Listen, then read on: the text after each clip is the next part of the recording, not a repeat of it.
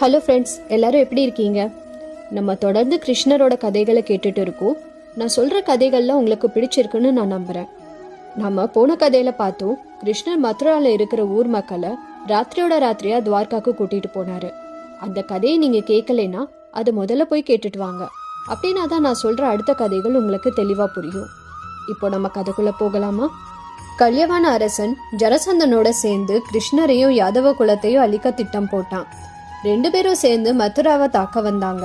ஆனா அவங்களுக்காக காத்துட்டு இருந்தது காலியான நகரம் மட்டும்தான். இதை பார்த்த ஜரசந்தன் கிருஷ்ணரை ஒரு பைந்தாங்கோலின்னு சொன்னாரு.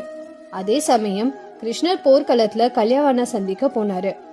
கல்யவானனுக்கு ஒரு சமயம் நாரதர் கிருஷ்ணரை பத்தி சொன்னது ஞாபகம் வந்தது. கிருஷ்ணர் உதிக்கிற சந்திரனை போல இருப்பாரு. பார்க்கறதுக்கு கருமை நிறத்துல மஞ்சள் நிற ஆடையை அணிந்திருப்பாரு. தாமரை போன்ற கண்களோடு முகத்துல ஒரு வசீகரமான புன்னகையோட இருப்பாரு.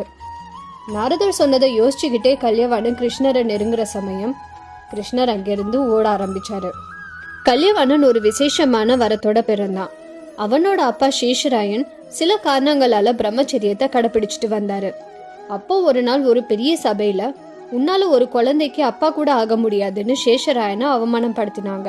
அந்த அவமானத்தை பொறுக்க முடியாம அவரு காட்டுல போய் சிவனை நினைச்சு கடும் தவம் செஞ்சாரு. சிவன் சேஷராயனோட தவத்தை மெச்சி காட்சி கொடுத்து என்ன வர வேணும்னு கேட்டாரு. அப்போ சேஷராயன் எந்த ஆயுதத்தாலேயோ யாதவ குலத்தாலேயோ அழிக்க முடியாத ஆற்றலோட எனக்கு ஒரு மகன் வேணும்னு கேட்டாரு. சிவனும் அந்த வரத்தை கொடுத்தாரு.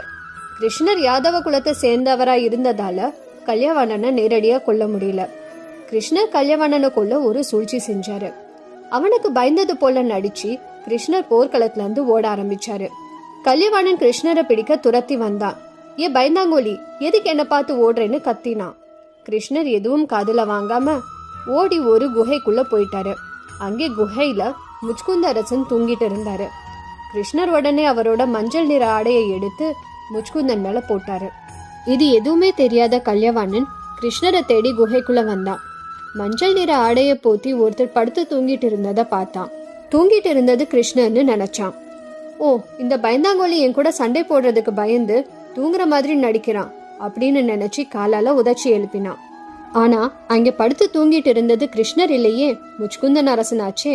முச்குந்தன் அரசன் பல யுகங்களா இந்த குகைக்குள்ள தூங்கிட்டு இருந்தாரு. அதுக்கு காரணம், முச்குந்த அரசன் கிருத்தா யுகத்துல இந்த பூமியை ஆண்டுட்டு இருந்தாரு. அவர் எல்லா கடவுள்களுக்கும் உதவினாரு இந்த பூமியை பாதுகாக்க. பல போர்கள் புரிஞ்சு ராட்சசர்களை அழிச்சாரு. பல வருஷங்களா போர் செஞ்சு ரொம்ப சோர்ந்து போயிட்டாரு. ஒரு கட்டத்துக்கு அப்புறம் அவரு மோட்சம் அடையணும்னு நினைச்சாரு. ஆனா எல்லா கடவுளும் சொன்னாங்க, நாங்க உனக்கு மோட்சம் கொடுக்கணும்னு நினைக்கிறோம், ஆனா அது எங்கனால கொடுக்க முடியாது. பகவான் விஷ்ணுனால மட்டும்தான் உனக்கு மோட்சம் கொடுக்க முடியும்னு சொன்னாங்க. அப்போ முச்குந்தன் சொன்னாரு, அப்படின்னா எனக்கு தூங்குற வரத்தை கொடுங்க, ஆனா யாராவது என்னோட தூக்கத்தை கலைச்சா அவங்க எரிஞ்சு சாம்பலா போயிடணும்னு சொன்னாரு. கடவுள் வரத்தை கொடுத்தாரு. ஒரு குகையை காமிச்சு இதுல போய் நீ நிம்மதியா தூங்கலாம்னு சொன்னாரு. முச்குந்த அரசன் அந்த குகையில போய் தூங்கினாரு. அவரு கிருத்தா யுகத்துல தூங்க ஆரம்பிச்சு திரேதா யுகம், துவார்ப யுகம் ஆனது. கல்யவாணன் முச்குந்த அரசனை உதைச்சதுனால அவரு கண்கள்ல இருந்து நெருப்பு கதிர்கள் வெளிப்பட்டு கல்யவாணனை எரிச்சு சாம்பலாக்கினது. முழுசா தூக்கத்துல இருந்து எந்திரிச்ச முச்குந்தன் கிருஷ்ணர் விஷ்ணுவா காட்சி கொடுத்ததை பார்த்தாரு. அப்படியே முச்குந்தனுக்கு மோட்சம் கிடைச்சது. கிருஷ்ணர் கல்யவாணனை கொல்ற திட்டமும் சிறப்பா நிறைவேறினது. அடுத்து கிருஷ்ணர் ருக்மிணியை எப்படி திருமணம் செஞ்சாரு, அதை நம்ம அடுத்த வீடியோல பார்க்கலாம். உங்களுக்கு இந்த கதை பிடிச்சிருந்தா சப்ஸ்கிரைப் பண்ணுங்க. நன்றி, வணக்கம்.